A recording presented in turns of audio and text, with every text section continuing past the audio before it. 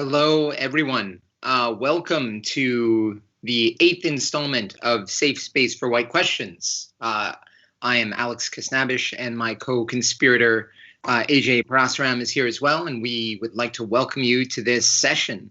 Happy springtime. We're excited to get to your questions, but as usual, I want to start by acknowledging that this event, as always, is happening for us anyway, on unceded, unsurrendered Mi'kmaq territory. And for those of us who are, like me, settlers, paying attention right now, I'd like to acknowledge our collective responsibility to decolonize our lives and our presences here on Indigenous territory, and to learn to live with justice and dignity with the first inhabitants of these territories. So wherever you are, I hope you're doing the work necessary to figure out what kind of decolonial unsettling work you need to do. But in that spirit, we'd like to jump right into it without too much preamble. Hopefully you know what we're up to and why you're joining us here. We've got some great questions, as well as some questions holding over from our last session as well, which, as you may remember if you were here with us, was a themed session about revolutionary, radical notions of love. Although these questions that we have left over don't necessarily intersect with that directly.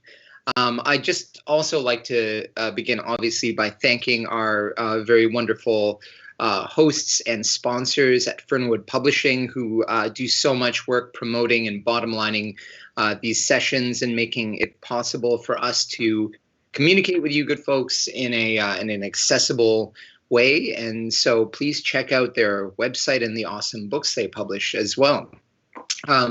So without any further ado, maybe a quick introduction in case you don't remember us. I'm Alex Kasnabish. I teach for my waged work gig, I teach at Mount St. Vincent University. I'm a professor there. But in my role here, we're here to have conversations with you and to talk about your questions. As always, we're going to go back and forth on this. I will start this week reading the questions and then pass things over to AJ. But AJ, do you just want to quickly introduce yourself and say a couple of words before we get going?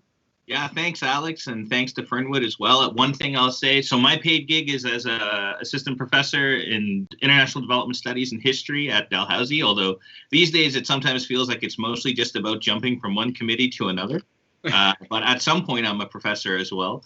And one thing I did want to say, a very exciting announcement for folks who've been following this channel for a long time, is that Fernwood now has compiled a list of all of the various books and texts that we have talked about over the last year, and that's available publicly now. It should be on a clickable link underneath this YouTube video that you're looking at, and there was something else that we had as well. Yeah, timestamps. So now you'll be able to look at all of the archive videos, and you'll see a list of all the questions that you have posed to us. And if you click it, it should be able to take you directly to the answer to that. So hopefully that'll make this into a kind of usable archive as well. And yeah, so why don't we jump into it, Alex? Sure. So for those of you who are perhaps new to this, who don't remember, you have a couple of ways of communicating with us. Of course, you're welcome to submit questions in advance via the Google Forms, but also you can do it live as you're watching anonymously. So you can ask your troubling questions, your awkward questions, your not sure about this questions in ways that are that feel good and comfortable. And we take them as they come in. We don't do a lot of preparation on this at all. So we're just here to have this conversation with you. I'm going to start with a question that was actually held over from last session before we get to your questions from. And so the first one is, how do I talk to family members who know nothing about settler colonialism and anti-Black racism?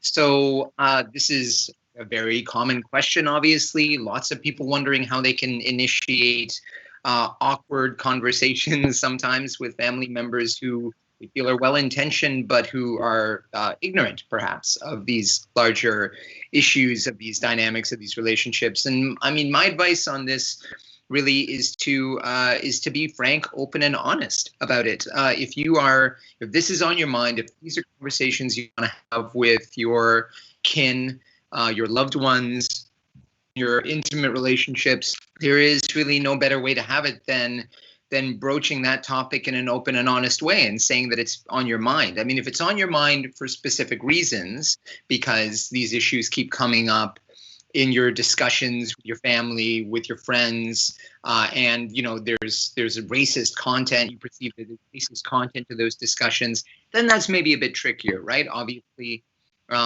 you're going to have to get into it on that specific issue.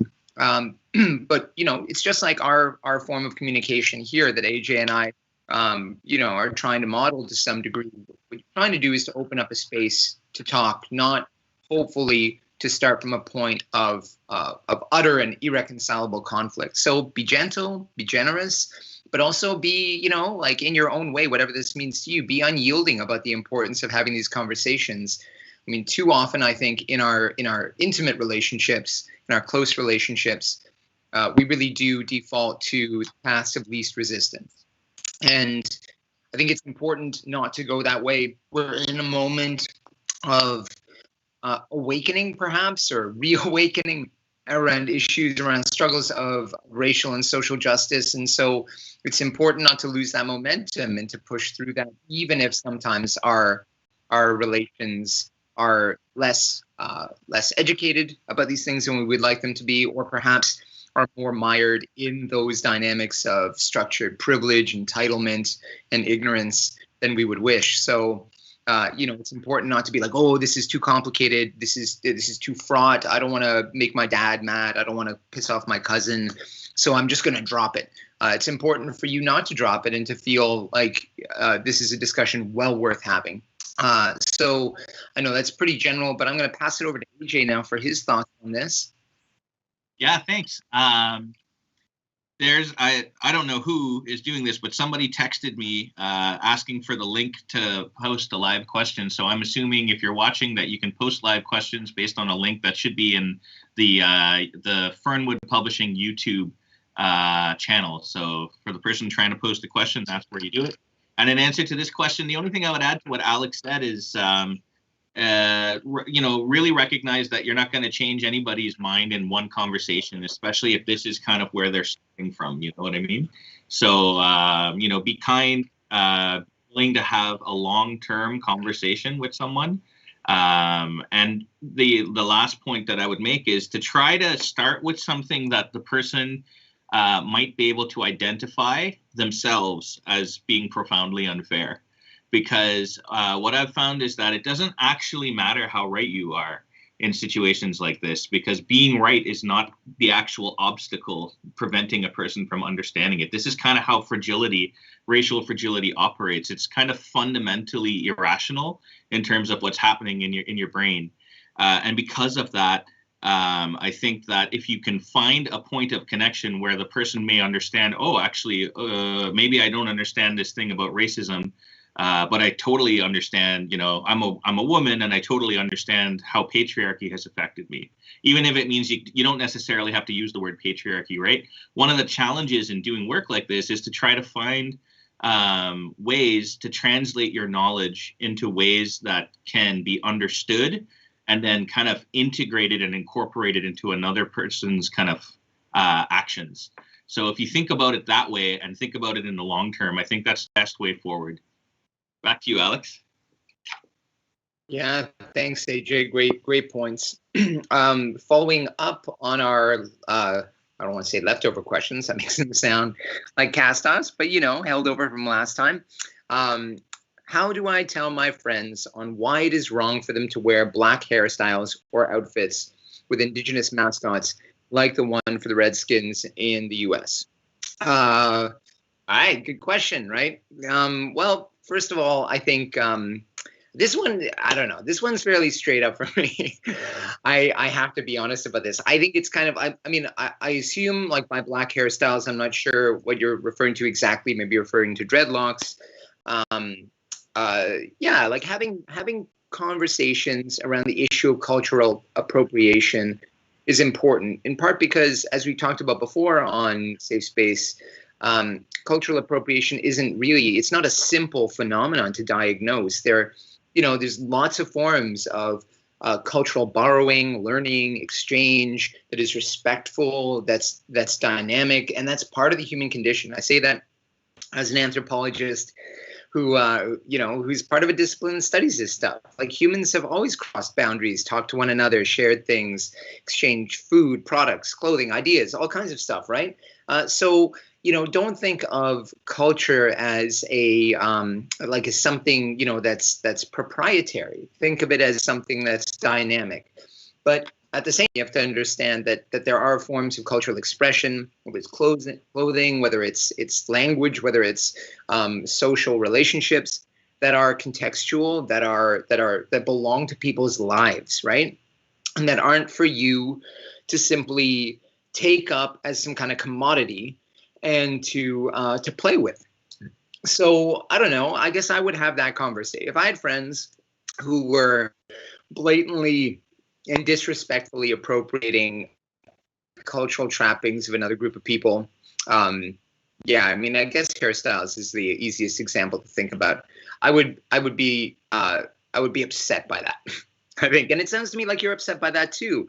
I would ask them, like, maybe what drew them to it, what they're thinking about in adorning themselves in that way, and maybe get around to that question of, like, why do they think it's appropriate? As to the question of mascots, I think that one's really much more straight up.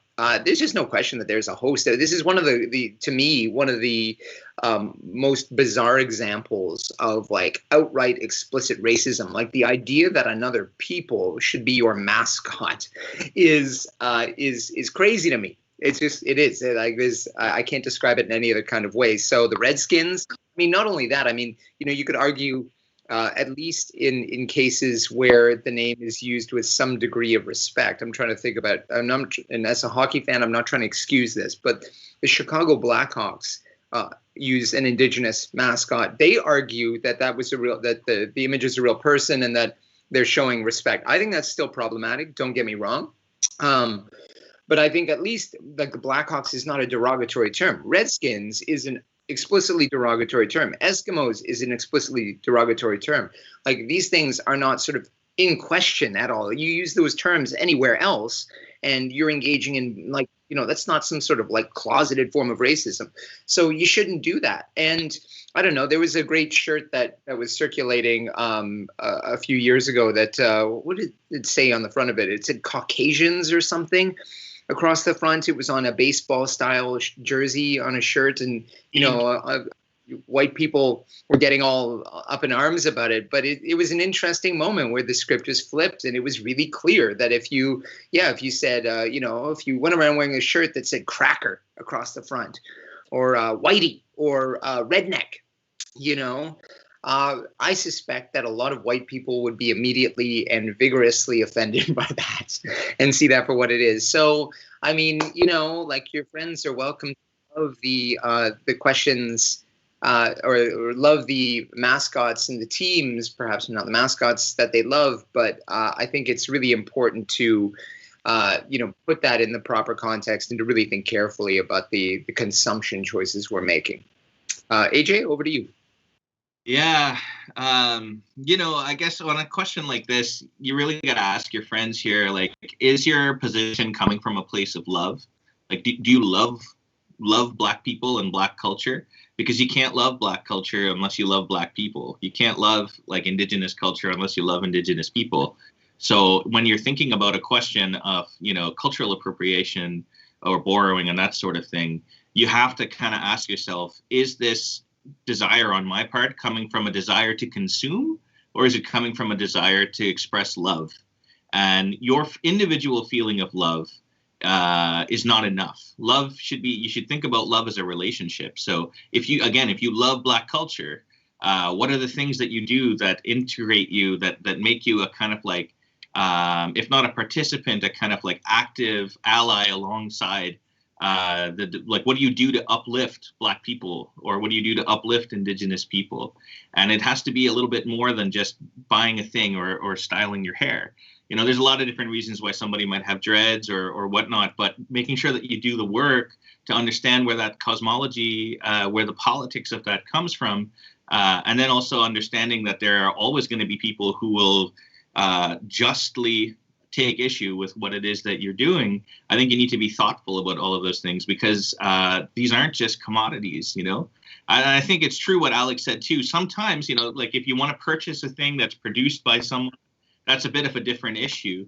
And we have to kind of think about those as separate, because, you know, they are separate, and culture is always evolving.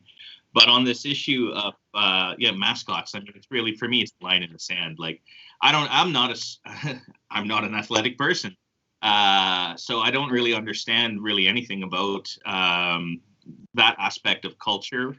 The closest thing I see it to is expressions of nationalism, and nationalism, with the exception of Indigenous nationalism, which is organized on different principles, as I understand it. But nationalism in general is a very concerning phenomena. So the idea of rallying behind some cartoonish figure, I just don't see any validity to that. And in terms of the strategies, you know, because the question you're asking about, you know, how do you communicate this to your friends? Again, I would try, if possible, to find a point that they might follow you along with first, and then kind of slowly develop the argument, knowing that it won't happen overnight, and then also being firm, similar to our answer to the last question about certain lines in the sand. Some things are just not for consumption. Yeah.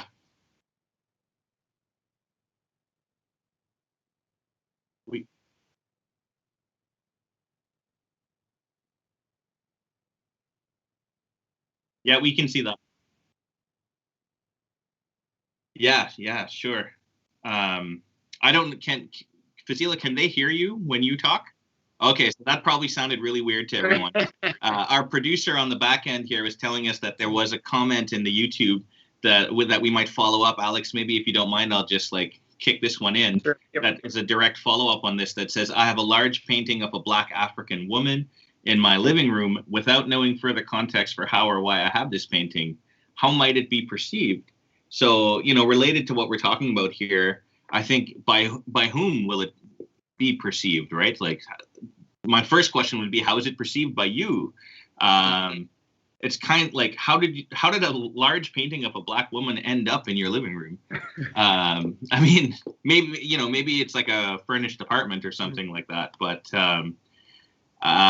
again, like, what are the reasons? Like, how did this piece of art come to you? What are the dynamics of the art? I'm not an art critic by any stretch of the imagination, but, you know, be thoughtful about these things in terms of its representation. I don't know, Alex, if you'd like to continue comment on this general trajectory. Yeah, I mean, I think great point, AJ. Just in starting out that way, I like that would be the question I would start with. Like, why do you have it? Why is it up? Is it your choice? Because if it's your choice, then I presume you have a reason for owning it, and you purchased it for a particular reason. And if that reason, and I don't mean to be insulting about this, but since I've heard stuff like this before, I'll say it out loud.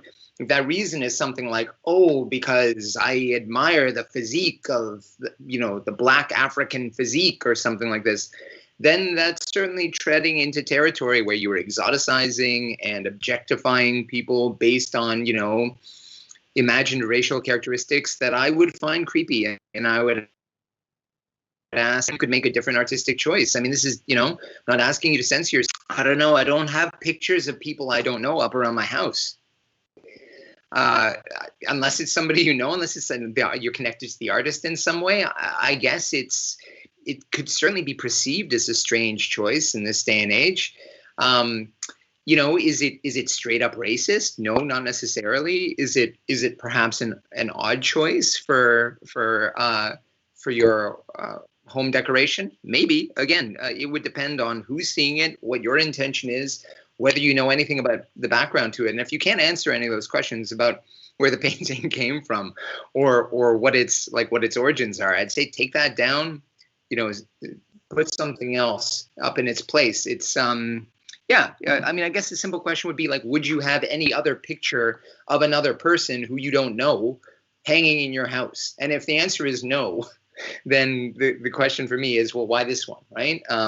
Why this particular representation? I hope that answers it. I guess we're just responding with more questions, but it really is, like I think as you can see with these questions, whether they're about mascots or about other issues of representation, it always begins with inviting people, or perhaps in some cases really like kind of demanding that they reveal their intention when it comes to their consumption of these artifacts one way or another, right? Because that's part of the way we get at these truths, right? It's not like, it isn't kind of like a one size fits all answer. Somebody could be really into Rastafarianism and wear, like a white person, and wear dreadlocks in their hair and have a much more authentic connection, let's say, with that practice. Or somebody could have just seen, some videos that they thought were really cool and be trying to copy that aesthetic, which is, much more problematic. And again, this question around the painting, I would say the same thing. So, well, we have a few questions actually here about issues of representation, so maybe we'll continue on that. The next one is, what are your thoughts on cancel culture? How to discuss this with in-laws that don't see the validity in pointing out questionable behavior on a public platform? Great question. Very, very topical, obviously. Been on my mind a lot lately. Lots of good examples to talk about, whether we're talking about the Dr. Seuss stuff or we're talking about a thousand other things. The first thing I would say is I think it's well worth kind of problematizing the notion of cancel culture itself. If that's a term that your in-laws are using, I would just say, like, what do you mean by that? What do you think of as cancel culture? And invite them to be specific, right? Like, oh, give me an example of what you think of cancel culture. Because in many cases, we're not talking about people being canceled. We're talking about forms of expression that come with consequences. So J.K. Rowling wasn't canceled when she went on Twitter and basically said that trans women aren't women, right?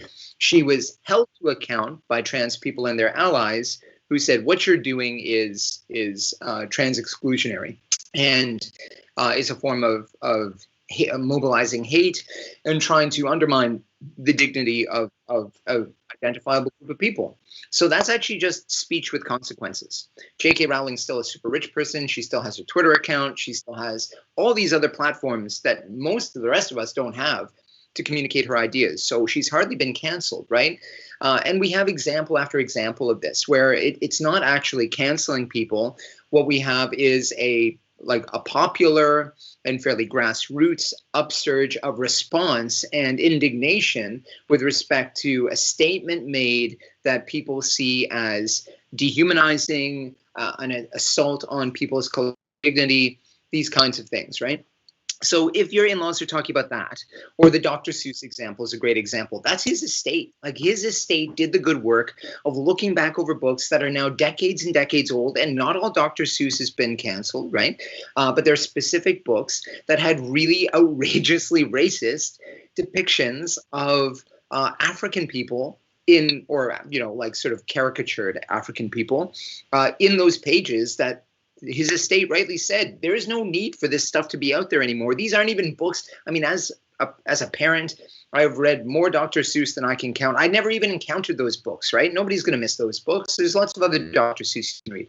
So once again, is it canceling, or is it simply, with the benefit of what we know now, looking at those representations and saying this feeds into forms of expression that are straight up racist, big-lipped, like bow-legged, grass skirt wearing caricatures of African peoples is not something that we need to circulate in children's books today. We just don't need to do it. So again, nobody canceled it. The estate is simply not publishing those books anymore. I think there are, however, more complicated examples where I would agree, and I'm sure, AJ and I probably come at this from different perspectives, so I'm going to turn it over to him in a second.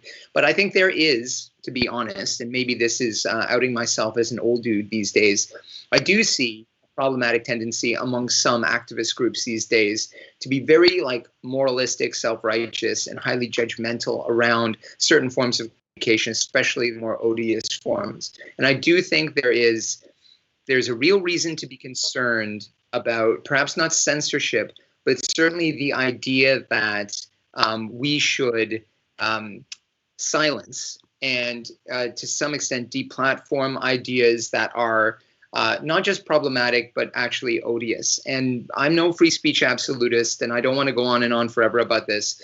But what I would say is that there is room for a nuanced discussion around how we treat expressions of like problematic speech and expression.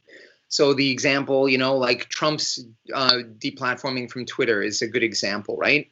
No, I don't bemoan that. I'm not sad about that. That doesn't make me unhappy. But the idea that Jack Dorsey and CEOs of some of the most powerful corporations on this planet are now being asked to take action against a variety of groups, whether that's the Proud Boys, whether that's Trump, a whole host of other and admittedly odious and problematic people, right? Like racists, misogynists, TERFs, all kinds of stuff. I think it's a super dangerous road to walk down to empower those corporations particularly, or to extend the power of government. So in the aftermath of the sixth insurrection, this idea that we needed the U.S. needs new domestic terrorism laws to crack down on far-right insurrectionists. I think those are extremely dangerous roads to walk down. And those laws and the deplatforming and that censorship will be used as a favorite podcaster of mine said yesterday in a podcast I was listening to, 2 Proud Boys will be prosecuted, and then for the next 4 decades it'll be used against the left to crack down on us, because that's the history. Like free speech has not been a tool that has been needed by the far right or the right in general. It's actually a defense against the state and against powerful corporate interests that the left and social justice advocates have benefited from and need and require. So I'd say there is room for a really sophisticated and careful discussion around when we deplatform, when we seek to silence somebody's expression in a given context. That's not me saying cancel culture is a thing or a bad thing, or that people should never do it, because I actually do believe that that's a necessary tactic, particularly in the struggle against fascism. But I think it's a complicated discussion. So I hope I didn't muddy the waters too much. I'm going to pass it over to AJ because I'm sure he has lots to say about this. Yeah, thanks for that, Alex. I was thinking about this, and I think, there's so much to say about the cancel culture, even the term cancel culture. I remember, I was driving in a car, and Barack Obama came on the radio a few months ago, and he was making a claim about cancel culture, and it just boiled my blood, the way that, liberals in particular seem to be kind of, willy-nilly engaging with the cancel culture discourse when it suits their interest, and then not when it doesn't. So in my opinion, cancel culture is a term that's weaponized by people who have unearned structural privileges to shield themselves and their viewpoints from their fundamental inability to practice open and reasonable debate on an issue. And that's what makes it such a fascinating thing to me as well, because it is often almost exclusively weaponized by people who say, I just want to have questions. I just want to pose questions. I just want to open this up for debate. Well, actually, you don't. What you're upset about is that your baseless assumptions about reality that have no grounding, usually in history, that tends to come up over issues of history. So your baseless opinions that are not grounded in history are being challenged by people who take issue with that. And as a result, you feel that your right to have baseless opinions is being threatened. And that's the problem, right? So the idea that people who are opposed to cancel culture are trying to defend free speech is, to me, the greatest abomination in terms of thinking through what this actually means. Now, to say something about how it's used, I think, in leftist circles as well, I think we can't be sloppy about how we engage with the discourse, because there are elements that one is not mobilized specifically by the right that I think is useful to think about. But here, I think it's somewhat limited to things like, what is the reason for trying to stop something? If your reason is to stop harm from happening in the moment, that's really important. But we have terms in the left for this long before people started talking about cancel culture. The idea of intervening with a call out is something you call out in order to protect people who are being harmed by what the discourse that's happening in the public. But otherwise, you call people in, especially if they're part of your movements, So you say, like, you listen, this was really fucked up what you were talking about here, and here's the reasons why, and then you deal with it there, and then that educates the person. So I feel like, cancel culture is kind of like the Frankenstein of maybe some good intentioned politics from the left that have been completely contaminated and distorted by the fragility of generally speaking, white, right, conservative voices. So, whether you count yourself as a person on the left or whether you just count yourself as a person interested in these discussions, try your best to go back to what is the actual empirical reason and evidence underscoring this debate. And that's the only guide that you can have, because these empty words like that, all that does is it shuts down intelligent conversation. Mm-hmm. Back to you, Alex. Yeah, super well said. Thanks, AJ. Yeah, maybe we should have an episode about cancel culture at some point. There's so much to say here, I think. Sure. All right, on to the next live question. Can you comment on anti-Asian racism in the news right now and how it overlaps with sexism? Great question. Super topical, unfortunately, with regard to the incredible violence we've been seeing directed at people of Asian descent all across Turtle Island right now. So I guess my response to this is in some ways fairly succinct. I would say you've hit the nail on the head with your question, in that this is like a spectacular example, particularly the killings in Georgia last week, of the intersection between forms of misogyny and sexual objectification and racism. And so, the white guy, the mass murderer who police described as having a bad day because he, was all messed up as a result of his fundamentalist Christianity and the prescriptions against premarital sex, and yet his need for these things and his frequenting of massage parlors and being serviced by sex workers who were Asian in these instances, is kind of like this awful, perfect example of this society that we live in that is awash in white supremacy, where some guy who's struggling with his sexual desires and struggling with his fundamentalism and struggling with his, a host of other issues as well, sees it as an outlet for these things to go and kill people who represent both that object of desire and also unquestionably who don't count as fully human because of their gender identity and their racialized identity too. It seems to me that the pandemic, to some extent, has provided a perfect storm of conditions for these kinds of toxic expressions to sort of circulate at a more and more accelerated rate. And this is, it's awful, obviously. You can't divorce it from the comments that have been made around the origins of COVID-19, as Trump was calling it, the Kung flu, the Chinese virus, that kind of whipping up of anti-Asian sentiment. So, it's its own phenomenon, but it's connected to those other ones too. It's long-standing histories of the objectification and exotification of women of non-white origins in terms of being sex objects for the male gaze, for white men to fantasize about, but then also to treat purely as objects for their own consumption. And it's not at all like a shot at sex work, right? We're not conflating these things. It's not because they were sex workers. It is in part because they were sex workers that they were targeted, but it's not sex work that sets them up for this. It's this larger cultural, political, social phenomenon that codes certain people and their bodies as the property of white men, especially.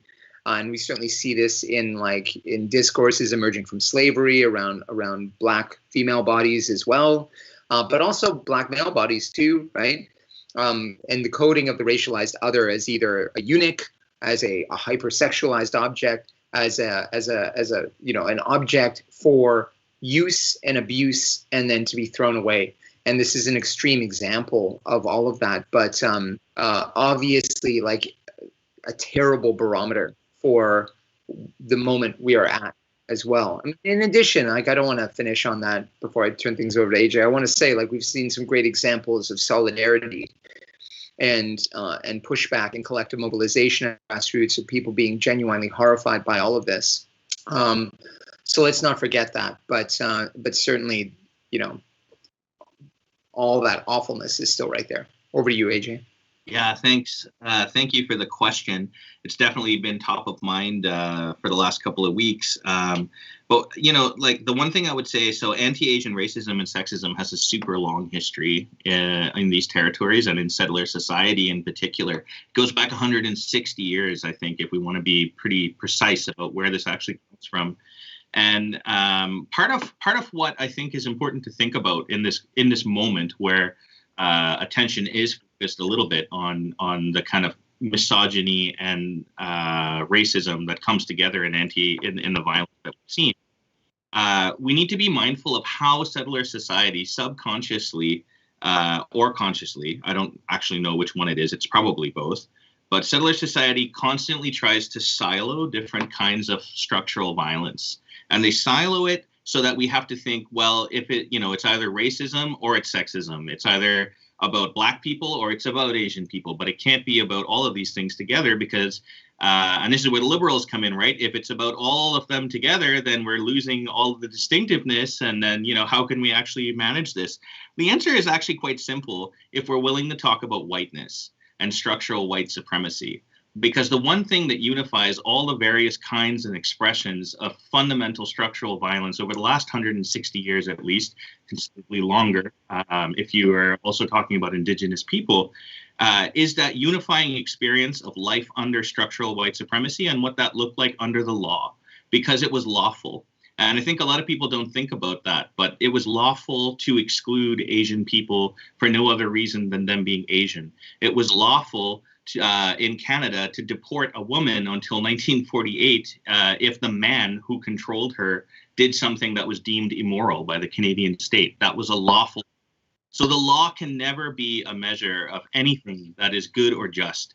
And in fact, what it oftentimes does is it provides a smokescreen to insulate and protect the fundamentals of structural white supremacy in law. And there's a book that, if we haven't already added it to the reading list, I would really encourage you to read Shireen Razik's book. What is that one called? It's something about seeing white in the classroom. And then also Sunira Tabani's book from 2007, Exalted Subjects. So we'll put that on the reading list as well. It talks a lot about this. But yeah, in terms of like comments is that the particular manifestation of anti-Asian racism and anti-Asian women racism pops up all the time. It punctuates and I could take you through the whole timeline of 160 years. But I won't do that now in the interest of time, but look up the history. It's very transparent. And the reason why it continues to come up with things like, you know, it came up with SARS, it came up with, you know, like Asian people buying houses in the West Coast. It came up like these are not old debates. The opposition party, the conservative opposition party, when they were called the Reform, had this whole like position in the 90s into the 2000s talking about the Asian invasion. This is a discourse, you know, that has imprisoned people of Japanese descent and seized their assets. It's prevented people of Chinese ancestry from even entering the country, even while they've done all of the work of building the fundamentals, the infrastructure of the settler colonial state. There's lots to be said about kind of like how we think about building horizontal solidarities against that. But for the meantime, I would say encourage the people in your life to focus on what actually connects all these seemingly siloed experiences. And what that sinew is structural white supremacy. And that's where we should be focusing the attention, because that is the cause of these problems. The cause is not in any given community. The cause is in the sinew of settler society. Back to you, Alex. Yeah, very nicely said for sure, AJ. All right, continuing along with some of the questions we received earlier today. do you think in communities where people grow up without racial diversity, life-altering oppression still exists? So my simple answer to this would be yes. Oppression is not only attributable to racism, but obviously you can have other forms of oppression: homophobia, classism, ableism, ageism, even forms of political intolerance, obviously, and hatred that that work against people who express alternative political perspectives. All those things are in play. I mean, you could live in a very racially homogenous society and have forms of caste that mitigate against people being considered the same kind of person. So yes, absolutely, you can live in a very homogenous society from a racialized identity perspective and still have all kinds of forms of oppression at work. We unfortunately know that from all kinds of examples, both contemporarily and historically. So, I mean, the simple answer to that is, yeah, absolutely. Unfortunately, humans have come up with all kinds of good ways of dehumanizing each other in order to better exploit and live off the labor and wealth of other people and chew up their lives in service to their own. Like obviously this isn't to, but that my answer shouldn't be taken to minimize the role of racism, certainly, especially in the modern world, right? And as it's connected to capitalism. In that regard, over the last 500 years, you'd be hard-pressed to find an identity category as potent as race, although gender is certainly right up there too, that has been used to pit people against each other, to dehumanize them, to set them up for all kinds of forms of atrocious treatment and exploitation, to dispossess them of autonomy, personhood, territory. So yeah, I don't want this answer to be taken as some kind of yes, all these forms are necessarily like entirely equivalent, and race is just one more category amongst many others. Because it isn't, because I mean fundamentally it is. It's another social idea we have about the world that we've been trained into, but because of the way it functions, as AJ was just talking about, in the midst of structural white supremacy, as that's linked to forms of exploitation like capitalism, it is kind of like it's a master category in that regard, no pun intended.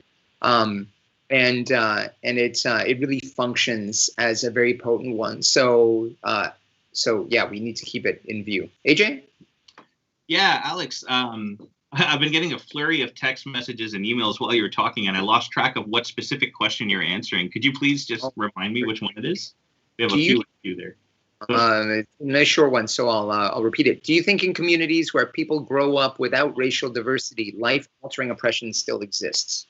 Right. Okay. So the only thing I would add, in my opinion, absolutely, right? Race is just one of many, many, many intersecting forms of oppression. So I think Alex did a good job of answering that. And the only thing I would reiterate there is that you can't ever essentialize a single thread of structural oppression. What makes it strong, what makes structural oppression intersectional and strong, is the ways in which it kind of fuses and integrates people into a project of like presenting an understanding of normal, whatever that normal is, and then probably, I mean, who knows if it's the majority or a significant minority, but large quantities of people will never fit that criteria of normal. It is that understanding of normalcy that is the problem. Back to you, Alex. All right, on to our next question. Hi there. I would love to know if you're following a particular framework. I'm interested in setting up a faculty learning community focused on white allyship at the university where I teach. Thank you. Thanks for your question. Glad to hear you're interested in intervening in the dynamics of structural white supremacy at your institution. No, we don't really follow a particular framework. I'm going to let AJ obviously speak for himself on this one, but in terms of the project, as we've elaborated, and certainly in terms of how I approach these issues, I think there is sort of an expansive base of radical, anti-oppressive, anti-exploitative, revolutionary social justice thinking and research and activism that we are drawing from and inspired by, that we're students of and participants in, that informs our approach here. And it's combined, I think, we'd like to think, maybe you can tell us if we're wrong, with an everyday kind of common sense approach to having conversations with people, meeting them where they're at. I would encourage you not to buy into the professionalized frameworks that circulate out there, that consultants, and I'm not saying that you're buying into this, but just to warn you about this, right? Because there is this kind of massive industry that wants to convince you that, training people out of their unconscious bias, for example, that all these problems are reducible to unconscious bias, and, all that kind of HR nonsense that has never made a dent in the feature of structural white supremacy, and has never changed any of the power relations that underwrite it, is something to be avoided like the plague. And I mean, I would just say, in doing this work in your institution, be careful not to fall into the professionalized traps, okay? Working with other faculty can certainly be valuable, but my question to you is, why make it a faculty-only group? Why make it about white allyship? Why not about white accomplices in a struggle again, for collective liberation? I think, I'm not gonna split hairs around that. You need to set your own political trajectory for sure, and I think it's a great initiative. The more of us that are doing these things, the closer we get to that collective liberation. But just be wary of liberal incursions into this that attempt to mystify the causes and the structures. Be wary of people who offer easy answers, especially answers that kind of bring you back to some sort of self-helpy meditative process. This is really work we do imperfectly with each other in the world, but that we get closer to once we're really real with one another and honest about where we're coming from and what we want to achieve. So yeah, beware professionalism in this regard. Over to you, AJ. Yeah, thanks, Alex. Thank you for the question. Like Alex said, we don't really follow any particular framework. And one thing I would add to that is that we designed it that way in part to save ourselves the emotional labor that kind of inevitably ends up stymieing or stunting projects like these. So for us, it was really important to be able to walk in with little to no preparation and deal with questions passionately, intimately with people who are here and walk away from it for a month. Because doing this kind of work can, if I'm being honest, it can be really soul crushing and intellectually frustrating, because so much of it, but that's kind of getting into the kind of psychology and strategy behind why we do it. We're also, as viewing this thing, we're not white people. So if you are white asking this question, then you might have a greater degree of capacity to be able to do that kind of work, in which case all the power to you. But everything Alex said is true in terms of refusing the professionalism in terms of this project. I will just make a couple of comments about a kind of sister project to this one that I do in a more highly institutional form, which is I work with my colleague, Dr. Gaynor Watson-Creed, in the Faculty of Medicine here at Dalhousie. And one of the projects that we're working on together, we've called a White Fragility Clinic. And that has been something that has been, it operates differently. It's not anonymous. People come in and we have face-to-face conversations and we work through different scenarios that happen either in medical practice or teaching. So it's a slightly different model. So that might be something that might be more useful to you if you're looking at creating something that's particular to the university. And that one, it's almost set up like a tutorial, but an open tutorial. So we host White Fragility Clinic every 2 weeks. On an ongoing rolling basis, and people actually get credit for it. I guess doctors need certain amount of hours to show that they're keeping up with things, so they get a small amount of credit that goes on their thing. So there are lots of different institutional models you can make, but further to Alex's point, you have to really think: is it necessary to do that, or what is the actual outcome that you want to achieve? And if the outcome is just really limited to, I want to build a greater level of understanding within my department or within my faculty, then sure, that more kind of clinic model might be better for you. But if your project is more open-ended, like similar to what we're trying to do here for people who aren't just in the university, then, I think taking a more open approach, creating spaces for anonymity and that sort of thing could be quite useful.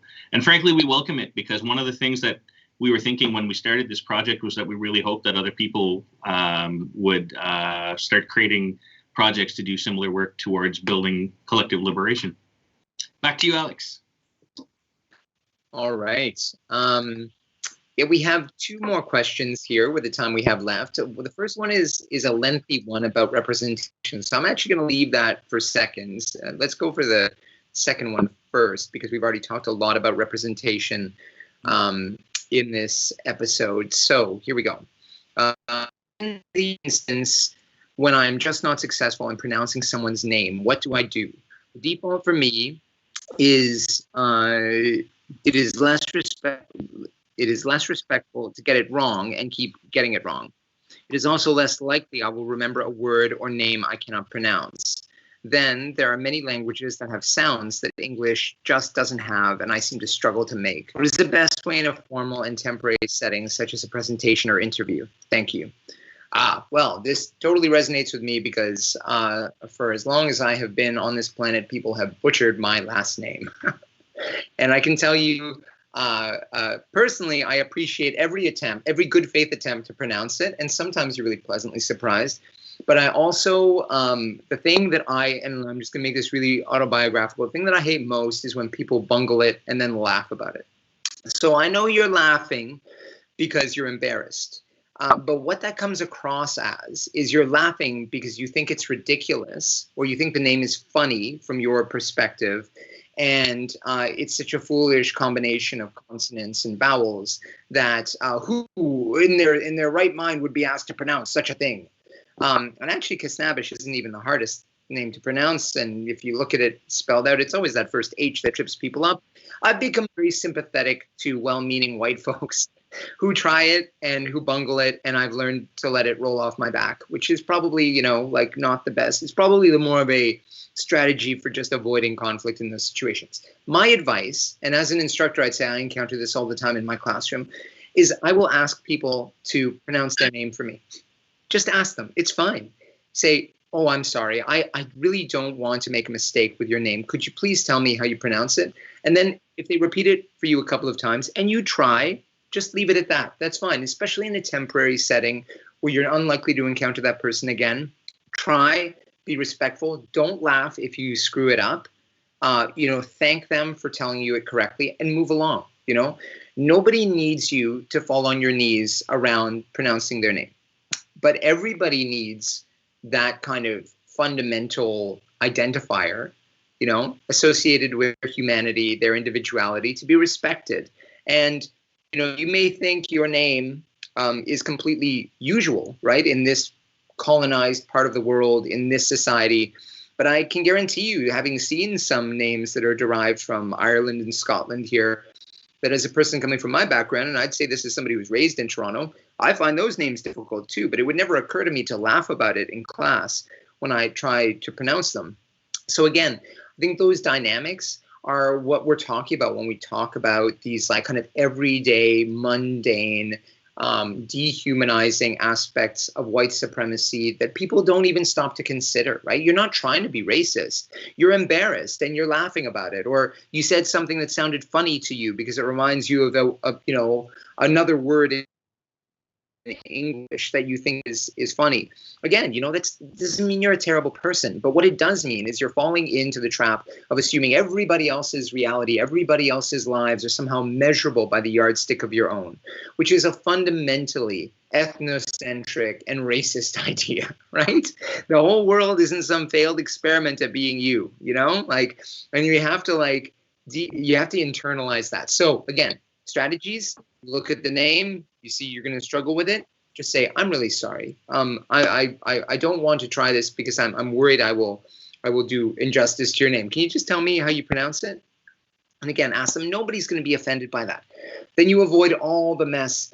And if you do take a shot and you get it wrong and you ask them, oh, was that right? And they say no, apologize, try again, move on. Nobody's going to think that you're a terrible person for attempting it. It's only in the reaction or the dismissal of the need to say it.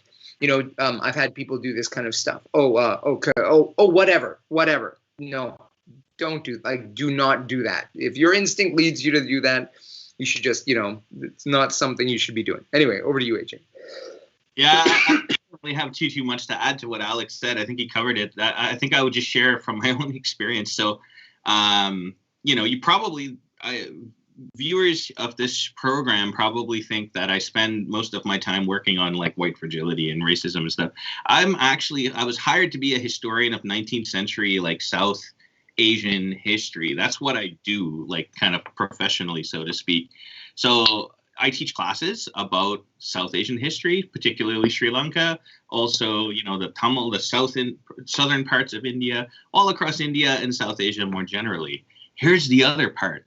I'm an Anglophone because of various, kind of colonial interactions over the course of my family's genealogy. I don't speak Hindi, I don't speak Tamil, I don't speak Sinhalese, I don't speak Telugu, I don't speak, all of the various languages that make these regions truly rich. So there's an ontological horizon around what it is I can actually talk about, teach about, research about. And this is not lost on my students. I remember like the first time I had to teach a whole class based on, modern Indian history. I got all these great comments, the professor knows all these great things. I learned new things about India. But the one that sticks out to me was from somebody who said, I really enjoyed this class. I liked learning from this professor, but for the love of God, he needs to learn how to use this language. Like my constant butchering of the language. And I tried really hard. I continue to try really hard. So I get it. It's difficult for me to do my job as a person who struggles with language. So I do a lot of the things that Alex said, and you prepare ahead of time, right? If you know that you're going to be speaking, for example, to a Tamil community, you can think about things like, Googling how to pronounce certain names in advance. One of my research assistants was a woman, and part of the work that I asked her to do with me was to help me learn to pronounce certain words correctly, which she was happy to do because it became a form of like her being able to express and educate about her kind of cultural traditions as a diaspora person. She didn't mind doing that. So you can, obviously the better strategy would be for me to learn Tamil, for me to learn Sinhalese and these other languages. I started learning Hindi, and then my research took me into the south of India, and then Hindi is kind of a useless language in that area. So, these are just the kind of things the situations you find yourself in. But the other thing I would say is that a lot of names, especially like names and words that are transliterated into the English language using that Roman script, you can just say it exactly what it looks like, because in its own script, like, a name written in Devanagari, if it's a Devanagari language, or in Tamil script, if it's a Tamil language, in the kind of Dravidian scripts, like that's how they're supposed to be said. Whenever you see it represented in English, they're just trying to basically help people who only speak English say the name correctly. And that's part of imperialism. That Alex was talking about. This is part of the imperialism of the English language.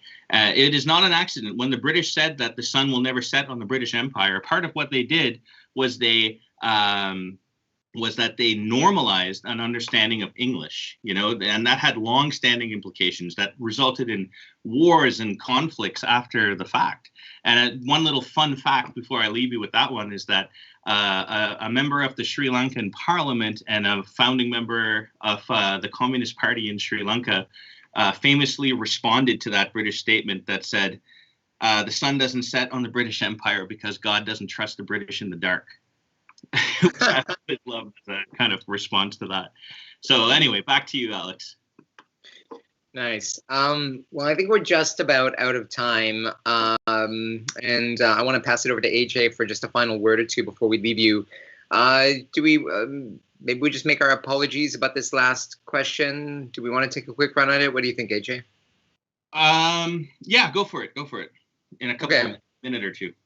Let's go for it. It's so I'm going to paraphrase it because it's quite a long question.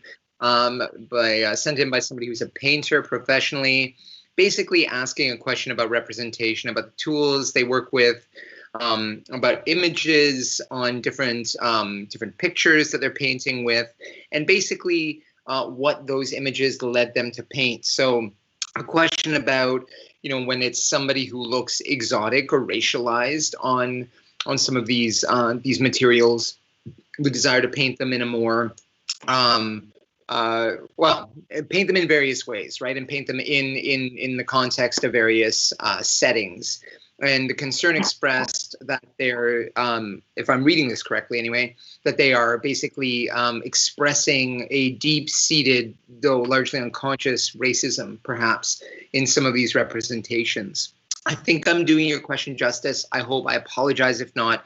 Maybe you could clarify for us next time. But I would just say, the questions you're asking I think are good ones, if I have them right.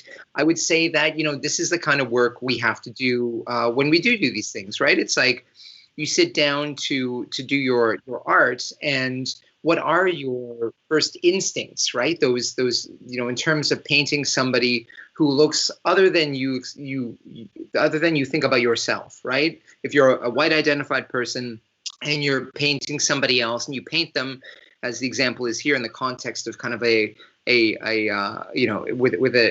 giraffe next to them, or in the context of some religious event, because that's what it evokes in your mind.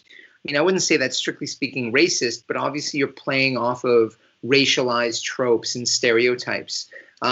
So I think this is just the work we have to do, like carefully, each of us, to kind of wean ourselves off of these assumptions, off of these, and I'm not going to use the term unconscious bias because I hate it. I don't think it's a thing. I disagree with it.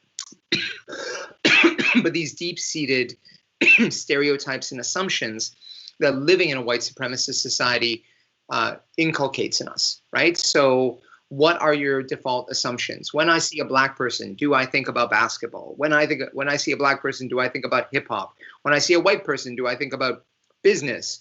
When I, how would I paint that person in context if I was going to do something like that? I mean, for me, I'm not an artist, but to put it in a vernacular, I do understand. If I'm sitting down to create a character in my new video game, what does that character look like, and what do they do? And if I choose for them not to look like me, like I imagine I look, then what kinds of assumptions am I making about that character as I craft them into a human representation, right? And I think those are good questions to ask. I would say that you're asking the right kinds of questions. And I mean, I'm sorry, I can't really go much further than that because that's all I'm reading in your question. But maybe I'll pass it over to AJ and see if he's got something else to say here. Yeah, I mean, I don't really have anything else to add to that, Alex, based on the reading of the question. So hopefully the author of that question, you got what you were looking for. If not, maybe you can just send us a more concise question that really gets at the heart of what you're after for next month, and we'll try and do that. So I'm just going to close us off then. Thanks, everyone, for your active participation, for posing questions live, for submitting questions and ahead of time. I think we got to most of them. I see we have a couple of questions that we'll then try and start off with next month. Quick reminder that we now have the links available for you to be able to see the different texts that we reference from time to time, our ongoing reading list. We also have all of the questions will be listed. This one will be listed probably within a week's time, so you can click the link and kind of see. And just a reminder as well that, there are lots of different ways to be posing questions. One way is posting them directly on the Fernwood YouTube channel, but just note that way your question is not always anonymous. There is an anonymous form that you can use. We're being told by Fernwood that if you post a question directly on YouTube, it is never anonymous. So then anonymity doesn't happen there. But we do have a Google form where you can post your questions anonymously as well. So with that, thank you very much. And we will see you on the last Wednesday of April from 12:30 to 1:30 as usual. Thanks very much. See you, folks.